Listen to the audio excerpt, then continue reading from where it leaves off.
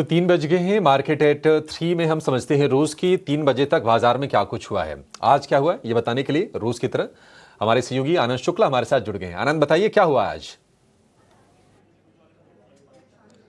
जी हाँ, जैसा कि हम देख रहे हैं कि निफ्टी में 90 से 100 अंकों की तेज़ी आज दिख रही है और जो सेक्टर सबसे बढ़िया कारोबार कर रहा है वो है पीएसयू का। पीएसयू बैंक शेयरों में अच्छी तेज़ी दिख रही है। बैंक ऑफ इंडिया की तरफ देखें तो 4% ऊपर कारोबार कर रहा है। साथ ही साथ बैंक ऑफ महाराष्ट्र 3% की तेज़ी दिख रही है। इंडियन बैंक में भी 2.5% की तेज़ी आज देखने को मिल रही है। इसके अलावा बात करें कि वॉल्यूम ज़्यादा कहाँ है, आज कैप्री ग्लोबल का शेयर शानदार तेज़ी दिख रही है। 17 से 18% ऊपर कारोबार कर रहा है शेयर और औसत से 19 गुना ज़्यादा वॉल्यूम देखने को मिल रहा है। इसके अलावा हैप्पीएस्ट माइंड्स की बात करें तो शेयर 5% ऊपर है और यहाँ भी वॉल्यूम से करीब 10 गुना ज़्यादा औसत से करीब 10 गुना ज़्यादा वॉल्यूम देखने को यहाँ भी मिल रहा है। एल&टी पर खबर है जहाँ पर कंपनी को 1000 से 2500 करोड़ की रेंज में ऑर्डर मिला है और ये जो ऑर्डर है वो हैवी सिविल इंफ्रा कारोबार के लिए कंपनी को मिला है। शेयर में पॉजिटिव एक्शन आज देखने को मिल रहा है। इसके अलावा कल्पतरू प्रोजेक्ट्स को भी ऑर्डर मिला है 3789 करोड़ का और ये जो ऑर्डर है वो पावर ट्रांसमिशन और डिस्ट्रीब्यूशन के लिए कंपनी को मिला है। इसी के चलते शेयर में 4% की तेज़ी देखने को मिल रही है।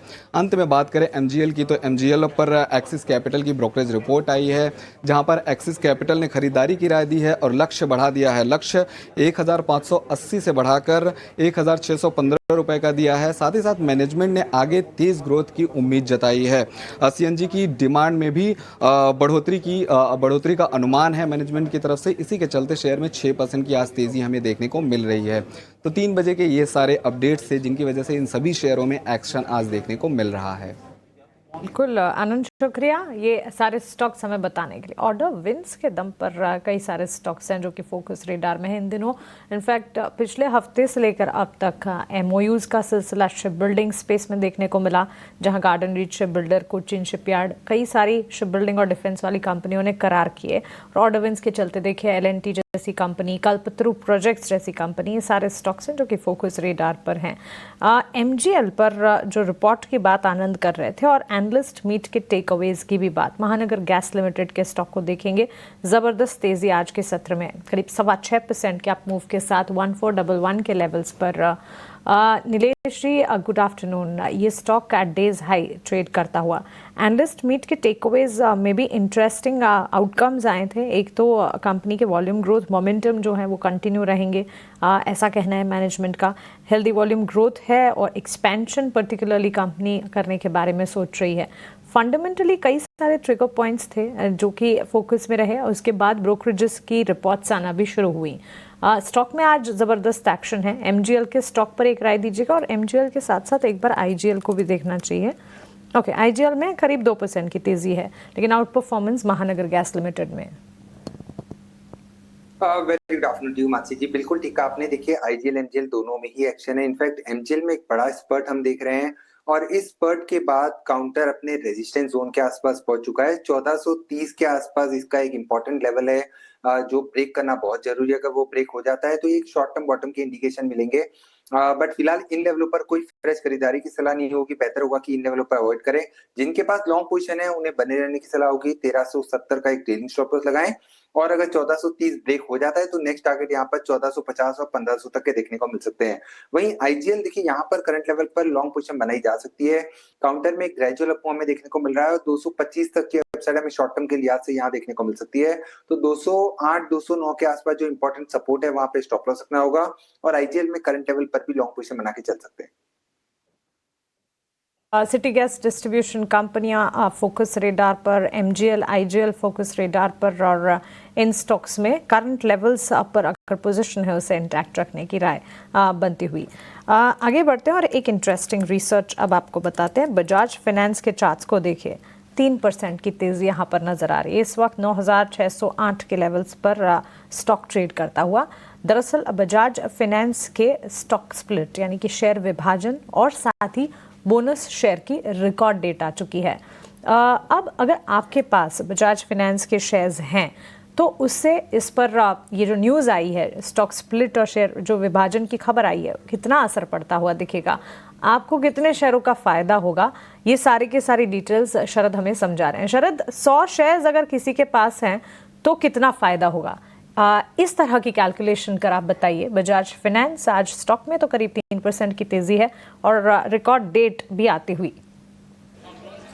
जी बिल्कुल, बजाज फाइनेंस की बात करें तो इम्पोर्टेंट बात है, जो रिकॉर्ड डेट है वो देख लीजिए, ध्यान से नोट कर लीजिए, वो है जून 16 को, यानी कि इस रिकॉर्ड डेट पे आपको ये शेयर होल्ड करना है, तब आप शेयर स्प्लिट और बोनस इशू दोनों के लिए एप्लीकेबल हो गए। लेकिन शुरुआत करते हैं 100 शेयर से। अगर आपके पास 100 शेयर है बजाज फाइनेंस के, तो ये जो सबसे पहले 1:2 का शेयर विभाजन होगा। शेयर विभाजन को बोलते हैं शेयर स्प्लिट। ये जो है आपके 100 शेयर जो है 200 शेयर हो जाने वाले हैं। ऑफ कोर्स इसके जो भाव है वो 4800 का हो जाएगा, अगर अभी करंट मार्केट प्राइस 9600 लेके चले तो। अब आता है बोनस इशू। बोनस इशू का रेशियो है 4:1, यानी कि अगर आप एक शेयर होल्ड कर रहे हैं तो आपको 4 शेयर और मिलेंगे। अभी आपको जो है 200 शेयर आपके पास है, पहले 100 शेयर थे, शेयर स्प्लिट हुआ, अब 200 शेयर आपके पास आ गए हैं। अब इसमें आप कहिए 4:1 का रेशियो लगेगा, यानी कि आप कह सकते हैं कि 400 शेयर इंटू, आप कह सकते हैं 200 शेयर्स इंटू 4, तो वो होगा 800 शेयर। अब याद रखिए ये फ्री ऑफ कॉस्ट आपको मिल रहा है। इसका मतलब 800 शेयर आपके पास ऑलरेडी है बोनस से, और 200 शेयर जो एग्जिस्टिंग है, तो टोटल 1000 शेयर जो है आपको मिलने वाला है करंटली। अब ये 1000 शेयर की मार्केट प्राइस क्या रहेगी, इसको एडजस्टमेंट किया जाएगा। एक शेयर स्प्लिट का एडजस्टमेंट होगा, एक बोनस इशू का एडजस्टमेंट होगा। ये एडजस्टमेंट जो है आप कह सकते हैं 10 से डिवाइड कर सकते हैं, अगर सिंप्लीफाई करें तो करंट मार्केट प्राइस जो है एडजस्टमेंट के बाद लगभग 960 रुपये का हो जाएगा, और आपके हाथ में 1000 शेयर रहने वाले रहेंगे बजाज फाइनेंस के।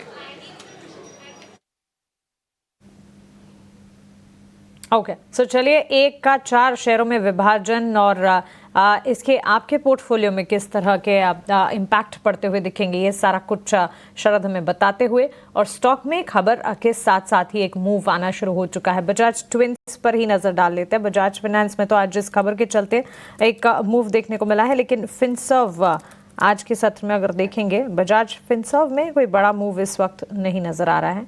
1.5% की तेजी, लेकिन ऊपरी स्तरों से फ्रिजल आउट भी हुए हैं गेंस। हरीश, एक बार आपसे जानना चाहेंगे, Bajaj finance, Bajaj Finserv, news flow का इम्पैक्ट तो नजर आएगा ही आने वाले दिनों में, लेकिन आ जाए इस तेजी के पीछे टेक्निकली चार्ट्स क्या कुछ कह रहे हैं? Harish ji, please unmute yourself. Sorry, Mansi ji, अगर वो जो भी न्यूज आया हुआ है उसके क्लियरली इंडिकेट कर रहा है चार्ट स्ट्रक्चर में, अगर देखा जाए तो आज का वॉल्यूम ग्रोथ भी एक शानदार वॉल्यूम ग्रोथ के साथ प्राइस का मूव अप ट्रेंड हो चुका है। ऑलमोस्ट 3% का गेंस दिखा रहा है स्टॉक प्राइस। तो मुझे लग रहा है कि ये जो प्रीवियस ऑल टाइम हाई था वो क्रॉस कर चुका है स्टॉक प्राइस।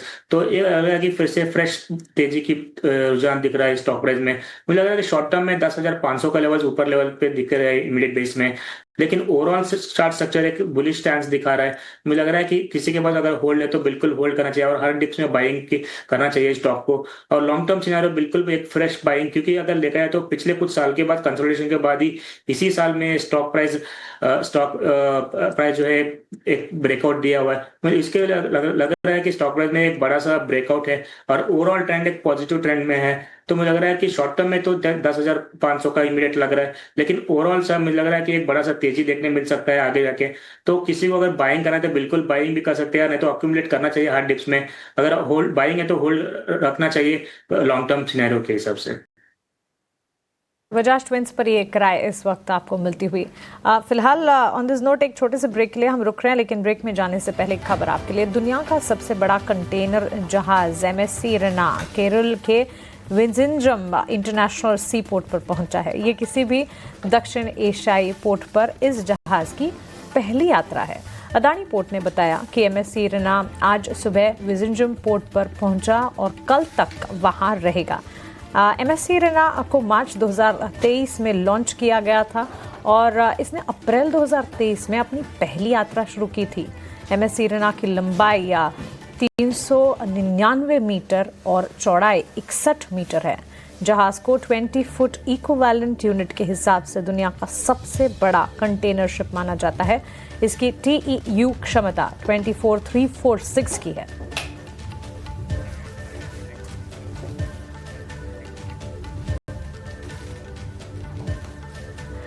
एक छोटा सा ब्रेक और जल्द वापस लौटेंगे। क्यूज आपको बताएंगे, बने रहे।